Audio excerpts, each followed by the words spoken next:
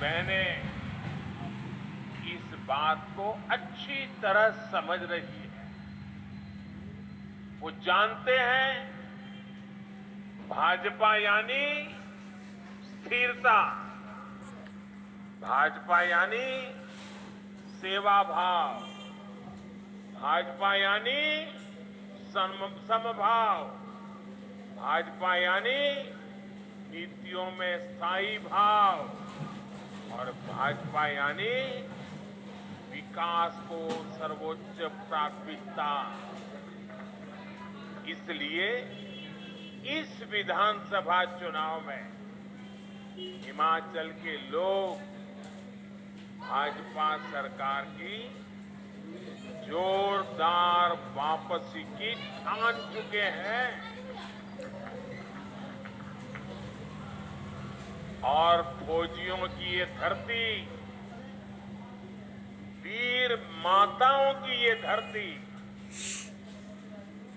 जब कुछ संकल्प ले लेती है तो उसे सिद्ध करके ही दिखाती है। भाइयों और बहनों, आजादी के बाद कांग्रेस ने बहुत लंबे समय तक हिमाचल प्रदेश पर शासन किया है। कांग्रेस के लिए सरकार में आना, सरकार में रहना राजपाट चलाने जैसा ही रहा है। हिमाचल में पहाड़ी राज्यों में तो कांग्रेस दशकों तक करसाओ, लटकाओ, पटकाओ, यही उनकी रीति थी, यही उनकी नीति थी। कांग्रेस ने हमेशा यही सोचा कि इतना छोटा राज्य, 3-4 सांसद आते हैं, देश की राजनीति में क्या फर्क पड़ता है? इतने छोटे राज्य की हैसियत क्या है? अरे होता है, चलता है, करो न करो, कौन पूछता है भाई? बड़े बड़े राज्य होंगे, ज्यादा एमपी होंगे, उसकी तो आवाभगत होगी, हिमाचल की क्यों होगी? इसी सोच की वजह से कांग्रेस ने हिमाचल के विकास को कभी भी प्राथमिकता नहीं दी। इसी वजह से हिमाचल लगातार पीछे होता चला गया। बीच बीच में आपने यहां भाजपा की सरकारें बनाई तो कुछ काम आगे बढ़ा और सद्भाग्य ये रहा कि पहले अटल जी थे, यहां धूमल जी थे। अब मुझे सेवा का मौका दिया, मैं हिमाचल को मैं भी अपना घर मानता हूं और इधर आपने जयराम जी को दे दिया। लेकिन उन दिनों को याद रखिए जब दिल्ली में भाजपा का सरकार थी, हिमाचल में भाजपा सरकार थी, काम तेजी से चल रहे थे। लेकिन जैसा ही 5 इसके 5 उसके 5 इसके 5 उसके ये वाले चक्कर में पड़ गए और जैसे ही कांग्रेस वाले वापस आए, सारे काम ठप कर दिए। वो अपनी कटकी ढूंढने में लग गए। इस वजह से हिमाचल विकास की ऊंचाई पर नहीं पहुंच पाया जिस पर पहुंचने का हिमाचल का हक था, हिमाचल के लोगों की आवश्यकता थी। साथियों, मैं आपसे एक चीज जानना चाहता हूं। जरा आप सोचिए, अपनी रोजमर्रा की जिंदगी के अनुभव से सोचिए। अगर घर में कोई बीमार होता है और फिर किसी एक अच्छे डॉक्टर से दवाई लेता है, एक हफ्ते भर दवाई लेता है, फिर कोई आ जाता है, अरे रे रे ये अंग्रेजी दवाई क्यों लेते हो, आयुर्वेद ले लो। तो इसको भी लगता है यार अब हफ्ते भर तो अंग्रेजी दवा खाई, चलो अब आयुर्वेद करते हैं। तो एक सप्ताह अंग्रेजी खाई, छोड़ दी, फिर दूसरा सप्ताह आयुर्वेद पे चढ़ गए, और फिर दूसरे सप्ताह आयुर्वेद खाई। इतने में कोई आ गया, अरे भाई ये आयुर्वेद क्यों खाते हो, क्या फायदा है, ऐसा करो होम्योपैथी ले लो। तो तीसरे हफ्ते होम्योपैथी ले लिया। अब मुझे बताइए, एक हफ्ते एक दवाई, दूसरे हफ्ते दूसरी दवाई, तीसरे हफ्ते तीसरी दवाई, चौथे हफ्ते चौथी दवाई, क्या मरीज ठीक होगा क्या? मुझे बताइए, बीमारी जाएगी क्या? जाएगी क्या? भाई बीमारी है तो एक दवाई को पकड़ के लंबे समय तक जरा एक बार देख लें, तब फायदा होता है कि नहीं होता है? भाइयों बहनों, इतनी जल्दी जल्दी दवाइयां बदलने से बीमारी जाती नहीं है। आप दवा का एक डोज ले, फिर दूसरा डोज, फिर तीसरा डोज, कभी किसी को फायदा नहीं होता है। और इसलिए मेरे भाइयों बहनों, हिमाचल ने अब तक ऐसी ही गलती होती रही है, और उसका परिणाम यह आया है कि यहां जो मुसीबतें हैं, इसके लिए किसी ने अपनी जिम्मेवारी नहीं ली। आपकी जो तकलीफें हैं, जो मुसीबतों से आपको जिंदगी गुजारनी पड़ रही है, उसकी जो आकर के शिमला में बैठे, उन्होंने जिम्मेवारियां नहीं ली। और उनको भी पता था कि अब 5 साल आए हैं, क्या करना है भाई, क्या जरूरत है, 5 साल कितना ही काम करो, ये लोग तो 5 साल के बाद दूसरे को लाने वाले हैं। तो वो सोचता है कुछ करना ही नहीं है। ये जो 5-5 वाला दिमाग में भरा दिया बदमाश लोगों ने, गलत सोचने वाले लोगों ने, उन्होंने आपका इतना नुकसान किया है कि आप किसी का जवाब ही नहीं मांगते हो। वो तो हाथ ऊपर करते, हम क्या करें भाई, आपने हमको मौका नहीं दिया, एक बार दिया, हम कुछ काम करें, उतने में तो आपने दूसरे को ला दिया। आप अगर सरकार से जवाब मांगना चाहते हैं, आप अगर सरकार से जवाबदेही चाहते हैं, आप उसको दोबारा मौका दीजिए, ताकि उसको लगे कि हिमाचल की जनता अच्छे काम को आशीर्वाद देती है, तो उसका काम करने का उत्साह डबल हो जाता है। इस बार हिमाचल करेगा ना, इस बार दोबारा लाने का निर्णय करेगा ना, ये पुरानी बातों को छोड़ेगा कि नहीं छोड़ेगा? और मेरे हिमाचल के भाइयों बहनों, आपने मुझे दिल्ली में बिठाया है, मैं आपके लिए कुछ करना चाहता हूं। पिछले 5 साल से कर रहा हूं, आगे भी करना चाहता हूं। मुझे सेवा का मौका दोगे ना? पक्का दोगे? और मैं आपको वादा करता हूं, इस धरती के बेटे के नाते मैं आपके लिए जितना कर सकता हूं, कभी पीछे नहीं रहूंगा भाई। लेकिन अगर यहां आपको ऐसे लोगों को बिठा दिया जो काम को आगे ही न बढ़ने दे, तो क्या होगा? मैं कितना ही दिल्ली से जोर लगाऊं, काम हो पाएगा क्या? रुकावटें आएगी कि नहीं आएगी? इसलिए भाइयों बहनों, यहां भाजपा की सरकार बनाइए, ताकि मैं आपकी सेवा अच्छी तरह से कर सकूं। भाइयों बहनों, कांग्रेस ने अपने लंबे शासन में हिमाचल का जितना नुकसान किया है, उसकी भरपाई के लिए और फिर तेज गति से काम करने के लिए भाजपा को दोबारा जिताना, भाजपा को बार बार जिताना, और दिल्ली की मोदी सरकार की भी भाजपा सरकार को पूरी मदद मिलती रहे, ये पक्का करने वाला ये चुनाव है। साथियों, कांग्रेस कैसे काम करती है इसका मैं आपको एक उदाहरण देता हूं। एक एक चीज याद रखिए, भूलना मत।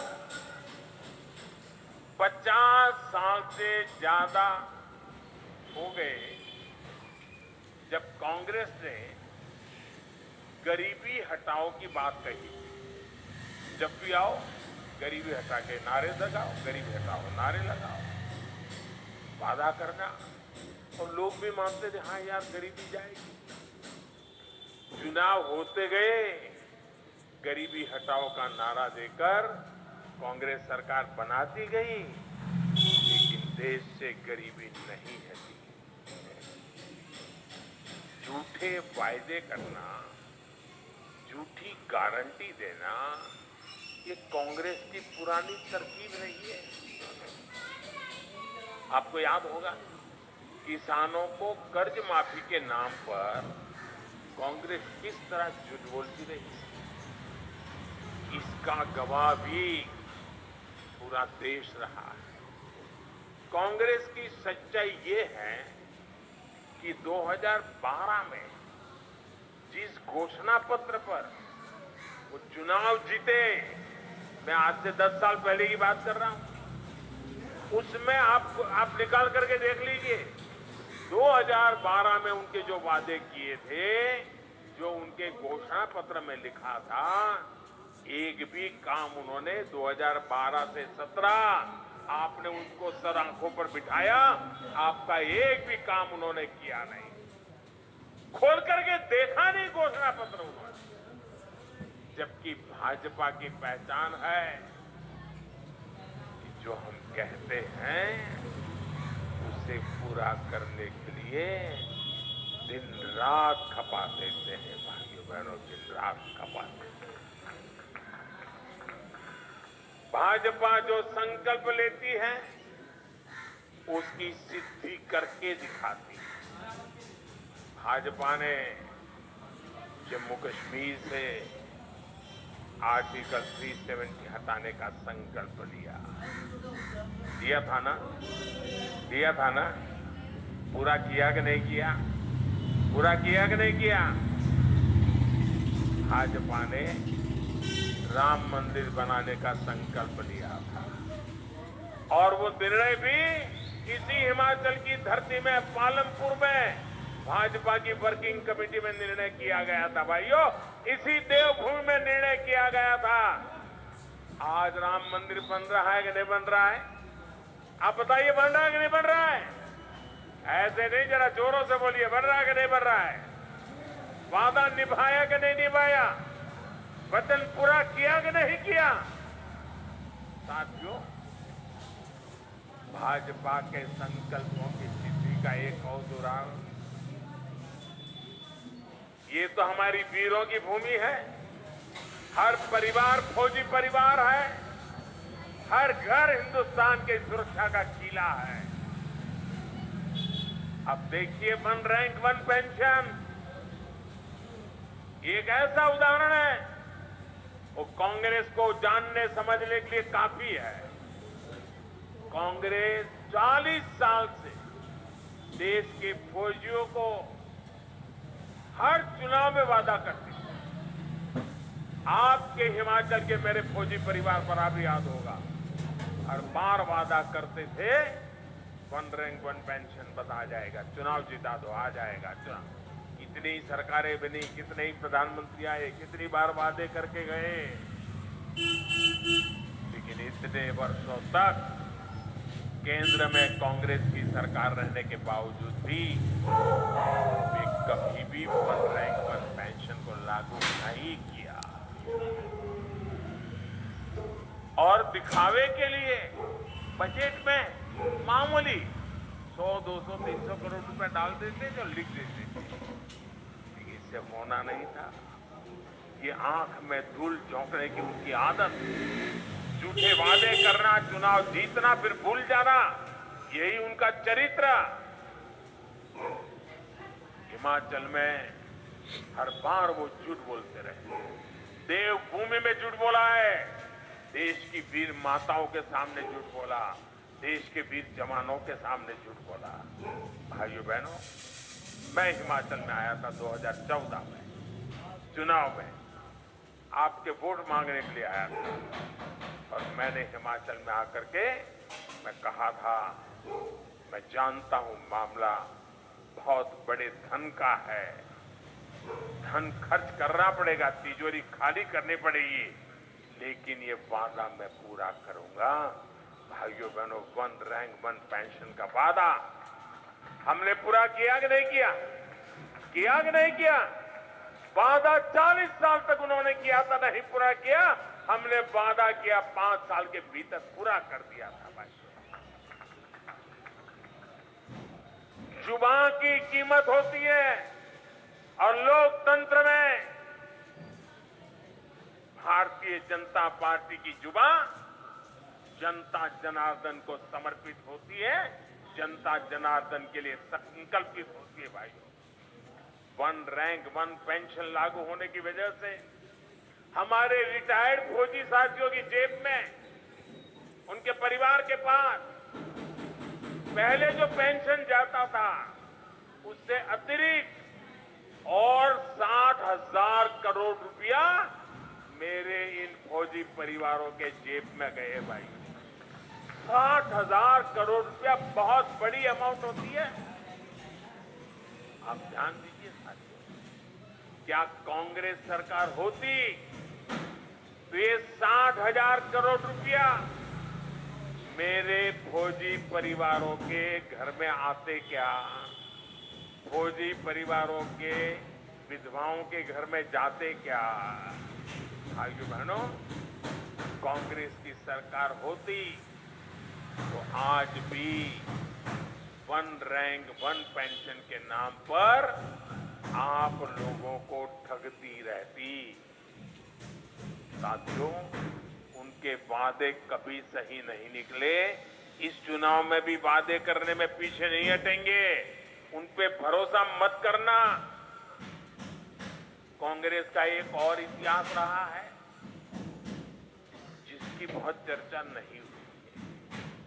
आज के युवा तो ये भी नहीं जानते होंगे कि आजादी के बाद देश का पहला घोटाला कांग्रेस ने रक्षा क्षेत्र में ही किया था। तब से लेकर जब तक कांग्रेस की सरकार रही, तब तक उसने रक्षा सौदों में जमकर दलाली खाई, हजारों करोड़ के घोटाले किए। इसके साथ ही कांग्रेस ने एक और बात सुनिश्चित की। कांग्रेस कभी नहीं चाहती थी कि देश रक्षा साजो सामान के मामले में आत्मनिर्भर बने। वो सेना के लिए हर खरीद में कमीशन चाहती थी, अपने नेताओं की तिजोरी भरना चाहती थी। इस वजह से हमेशा हथियार खरीदने में देरी की। इसका नुकसान किसे हुआ? इसका सबसे बड़ा नुकसान हुआ हिमाचल की उस वीर माताओं को जिसने अपना बेटा मातृभूमि की रक्षा के लिए बॉर्डर पर लड़ने के लिए भेजा था। इसका सबसे बड़ा नुकसान हमारे हिमाचल की बहन बेटियों को हुआ। उन बहनों ने जिसने अपना भाई दुश्मन से मोर्चा लेने के लिए सीमा पर भेजा था। इसका नुकसान हिमाचल के हजारों महिलाओं ने उठाया, हजारों बच्चों ने उठाया।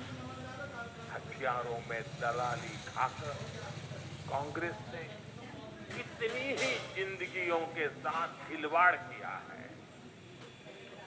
मैं हिमाचल की किसी माता, बहन, बेटी के साथ यह अन्याय नहीं होने दूंगा।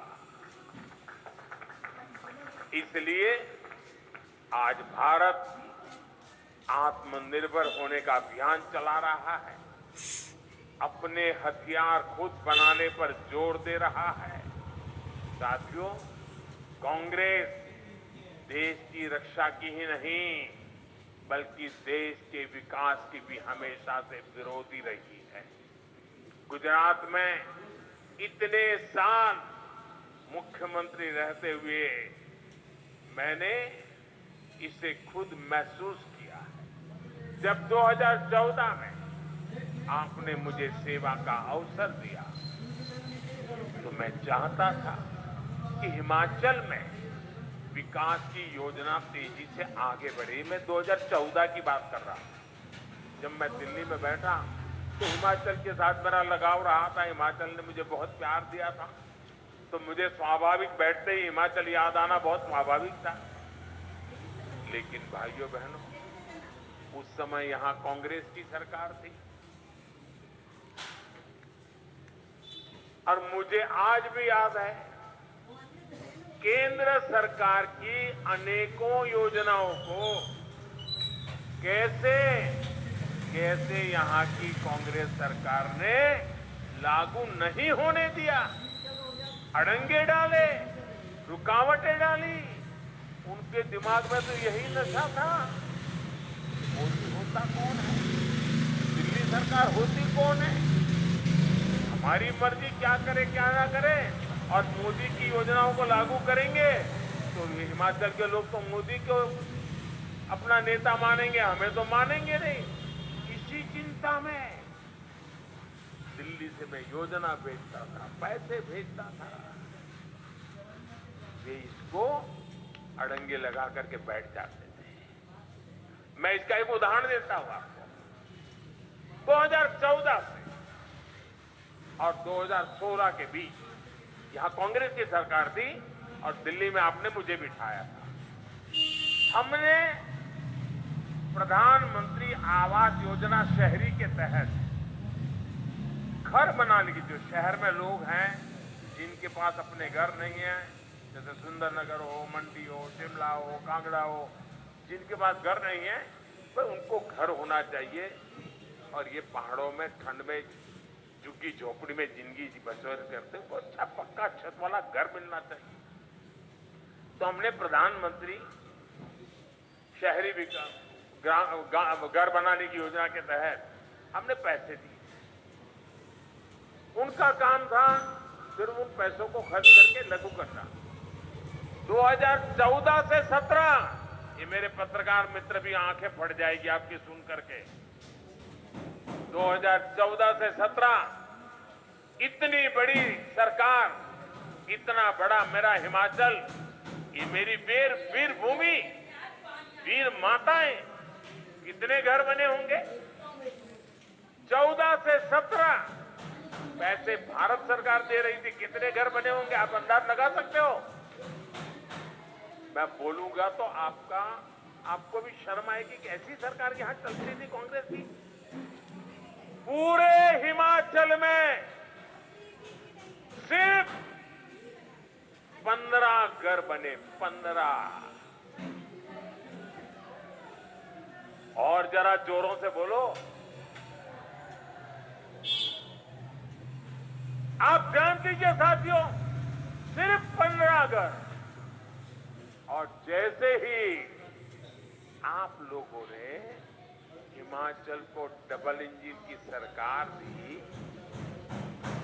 दिल्ली में मुझे और यहां पर जयराम जी को, तो जो योजना लगाने के लिए मैं 14 से लग रहा था, जिसको लटका करके बैठे थे, अटका करके बैठे थे, अड़ंगे लगा करके बैठे थे, उनको आपने हटाया, जयराम जी को बिठाया। कहां 15 घर, और हमने 10,000 घरों पर काम शुरू कर दिया।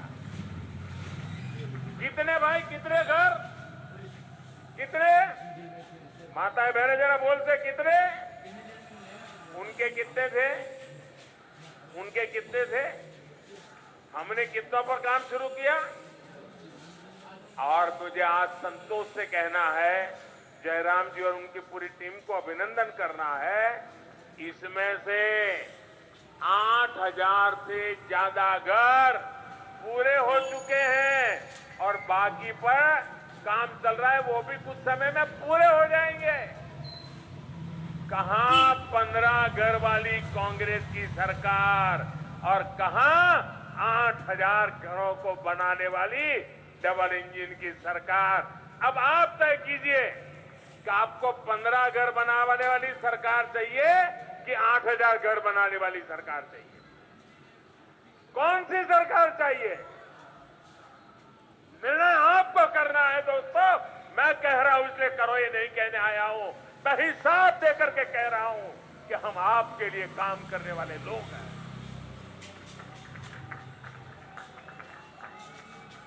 यानी 2017 के बाद से भाजपा सरकार में हिमाचल के विकास ने अभूतपूर्व तेजी पकड़ी है।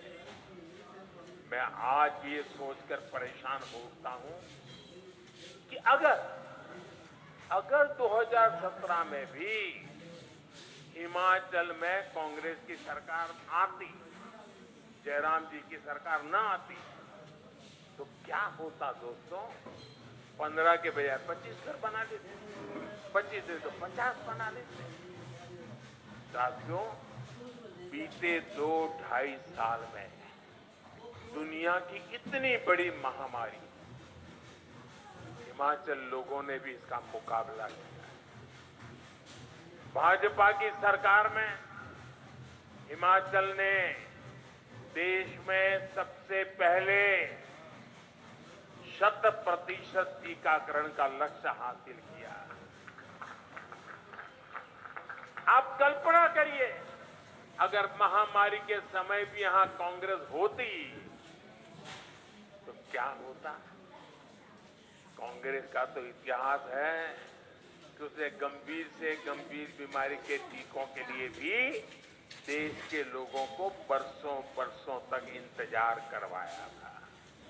और हिमाचल में टीका लगवाने का मतलब सिर्फ एक नागरिक की जान से जुड़ा हुआ नहीं है।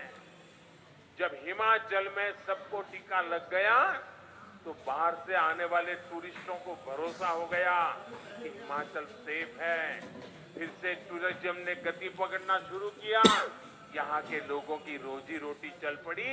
ये वैक्सीन की ताकत थी और ये जयराम जी और भाजपा सरकार की ताकत थी कि उन्होंने पूरे देश में हिमाचल को पहला, और मैं यहाँ के हमारी आशा वर्करों, हमारे आंगनवाड़ी वर्कर, हमारे गांव में काम करने वाले हेल्थ वर्कर, उनको आज नमन करता हूं कि उन्होंने पहाड़ों पर चल करके जाकर के बर्फीली जगह पर जाकर के भी वैक्सीनेशन का काम कर लिया और जिंदगी बचाने का काम कर लिया। और मुफ्त में एक पैसा नहीं लिया किसी ने। भाइयों बहनों, कोरोना के समय में अगर हिमाचल में कांग्रेस होती तो हिमाचल में सबसे अंत में टीके पहुंचते, क्योंकि 4 सीट वाले हैं, क्या लेना देना। दूर दराज वाले क्षेत्र तो आज भी कोरोना वैक्सीन का इंतजार कर रहे होते भाई। 100 साल की सबसे बड़ी आपदा में ये डबल इंजन की सरकार आज भी हिमाचल के गरीबों को, लाखों गरीब परिवारों को मुफ्त राशन दे रही है। मुफ्त राशन मिल रहा है ना। ये मेरी माताएं बहनें मुझे आशीर्वाद हमेशा देती हैं कि दिल्ली में एक उनका बेटा बैठा है जिसने हमारे घर के चूल्हे को कभी बुझने नहीं दिया। दिल्ली में एक ऐसा बेटा बैठा है जिसने कभी हमारे घर के चूल्हे को बुझने नहीं दिया। कोई रात ऐसी नहीं थी जब बच्चों को भूखे सोना पड़े, क्योंकि दिल्ली में एक बेटा बैठा था जो जागता था कि मेरा बेटा खा करके सो जाए। और इसलिए भाई कांग्रेस की सरकार होती तो गरीब का राशन लूट जाता था, गरीब की रसोई तक नहीं पहुंचती। 2017 कांग्रेस की सरकार ना बना, भाजपा को सेवा का मौका दे हिमाचल के लोगों ने इस देश भूमि की रक्षा करने का काम किया। अगर हिमाचल के लोगों ने भाजपा को सेवा का मौका नहीं दिया होता तो आज 9 लाख नए घरों में नल से जल नहीं पहुंचता भाई। अगर हिमाचल के लोगों ने हमें सेवा का मौका नहीं दिया होता तो यहाँ की लाखों रसोइयों में उज्ज्वला का सिलेंडर नहीं पहुंचता।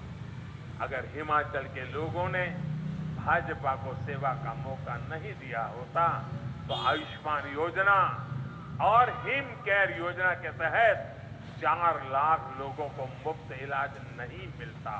अगर यहाँ 2017 में भाजपा सरकार नहीं बनती तो अटल टनल का काम शायद वहीं अटका लटका पड़ा होता, वो काम कभी पूरा नहीं होता। साथियों, आज अटल टनल से हमारी योजनाओं को भी फायदा हो रहा है।